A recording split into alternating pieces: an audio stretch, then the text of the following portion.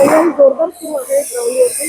काय सांगाल? कारण सावित्रीबाई फुलेंची पुणे आहे आणि विद्यार्थ्यांशी संवाद साधतो ग्राउंडवर. निश्चितच या ठिकाणी हे पुण्यात सावित्रीबाई फुलेंची पहिली शाळा भिडेवाडा ही पुण्यात सुरू झाली आणि त्यामुळे राहुलजींच्या असं लक्षात आलं की नाही, आपण तरुणींचा जो कार्यक्रम घ्यायचा तो पुण्यातच घ्यायला हवा आणि म्हणून पुण्यामध्ये हा कार्यक्रम होतोय. फक्त आणि फक्त तरुणींसाठी हा चौथा कार्यक्रम आहे, परंतु हा एकमेव असा कार्यक्रम आहे की ज्या ठिकाणी फक्त तरुणी असणार आहेत आणि त्यामुळे तरुणींच्या सुद्धा मनामध्ये खूप उत्साह आहे. म्हणजे आश्चर्यकारक असा प्रतिसाद आम्हाला आम्ही जेव्हा QR कोड सगळीकडे दिलेत आणि लोकांची जे रजिस्ट्रेशन होत आहेत, म्हणजे या ठिकाणी जागा अपुरी पडेल अशा प्रकारचं वातावरण.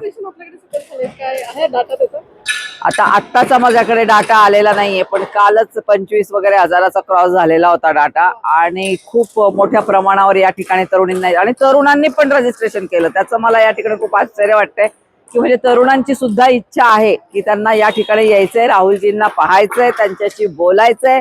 पण हा कार्यक्रम फक्त आणि फक्त तरुणींसाठी आहे आणि काही त्या पेंडॉलच्या बाहेर आपण तरुणांसाठी पण व्यवस्था करणार आहे की ज्या ठिकाणी स्क्रीन लावला जाईल आणि तरुण राहुलजींना पाहू शकतील.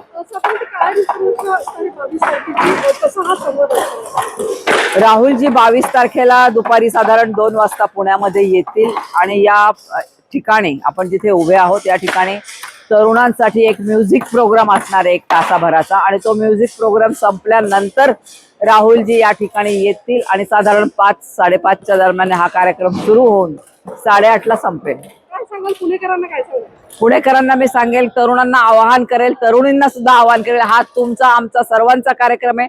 हा कार्यक्रम कुठल्याही पक्षाचा नाहीये, त्यामुळे मोठ्या संख्येने या ठिकाणी सहभागी व्हा आणि तुमचा आनंद द्विगुणित करा.